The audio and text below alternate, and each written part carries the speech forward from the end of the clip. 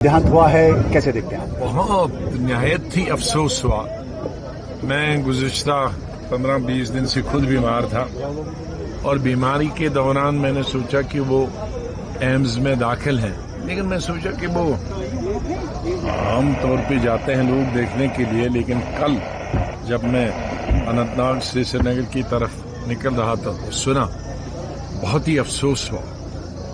कई साल हम पार्लियामेंट में रहे और पार्लियामेंट में जब नहीं थे तब भी मैं उनको जानता था, उनकी अहलिया को अच्छी तरह से जानता था। बहुत ही सेकुलर आदमी और बहुत ही, मैं उनको कहूँगा कि पार्लियामेंटेरियन उसका जैसा मैंने पार्लियामेंटेरियन देखा नहीं, और दिल से आवाज़ निकलती थी। अल्लाह ताला उन्हें स्वर्ग में जन्नत में जगह दे और उनकी अहलिया को हिम्मत अता करें। कुछ ही साल 2-3 साल पहले कोविड के दौरान उनको एक बहुत सदमा पहुंचा था। उनके नौजवान बच्चे की मौत हो गई थी कोविड से, और उसके बाद ही अब 3-4 साल में ये दूसरी मौत है। एक बहुत बड़ा सदमा। मैं समझता हूं कि हिंदुस्तान की राजनीति में उनके न होने से एक बहुत खिलाफा था। केजरीवाल को आज जमानत मिली है, बेल मिली है केजरीवाल को। होनी चाहिए ये केसेस, जो इस तरह के केसेस हों, चाहे इंजीनियर रशीद, उनको भी पूरे इंजीनियर रशीद को भी पूरी तरह से मिलनी चाहिए थी बेल। ये इंटीरियम बेल क्या है? 5 साल तक अगर उसको आप केस नहीं बना पाए तो उसका मतलब है कुछ नहीं। पहले केस बनाओ, फिर जजमेंट आए, फिर आप अंदर रखो। जिसको जज छोड़ देता है तो उसको जेल में क्यों बंद रखना? हमने देखा है कई साल 20-20, 30-30 साल के बाद लोग कोर्ट से बरी हो जाते हैं, लगता तब तक सरकार उनको जेलों में भरी रखती है। तो इस तरह से कोई भी सियासतदान हो या गैर सियासतदान भी हो, जब तक आखिरी अदालत उसे सजा नहीं देती है तब तक जेल भर के रखना ये अच्छी चीज नहीं। आज आपने इंडिपेंडेंट कैंडिडेट को वोट देने का मांग किया है सर? नहीं, मैं इसलिए कह रहा हूं कि इंडिपेंडेंट कैंडिडेट जिनको मैं जानता भी हूं, चाहे वो मेरी पार्टी नहीं है, जो दूर दूर से किसी बीजेपी से या और किसी उनकी सोच से ताल्लुक में नहीं रखते हैं, लेकिन कश्मीर में एक आदत बन गई है 1-2 पार्टी की।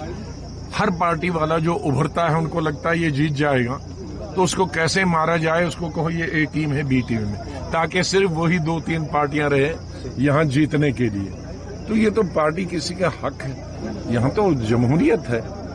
इस जमहूरियत में तो किसान को भी, मजदूर को भी, ए टीम हो, बी टीम हो, सी टीम हो, सबको लड़ने का, लोगों को फैसला करने दो। पार्टी के लीडरों को किसने ये बना दिया हुक्म देने का कि तुम ए टीम हो, बी टीम हो, और खुद अपने में नहीं देखते हैं वो खुद कहां से आए हैं? ये मुझे अफसोस होता। मैंने तय किया किसी पार्टी के खिलाफ और न किसी लीडर के खिलाफ बोलो, लेकिन मेरा दिल जलता है कि इल्जाम तराशी इस तरह की करते हो, जबकि अंदर अपने अंदर दुनिया भर की खामियां, लेकिन दूसरों को खामियां निकालते हो।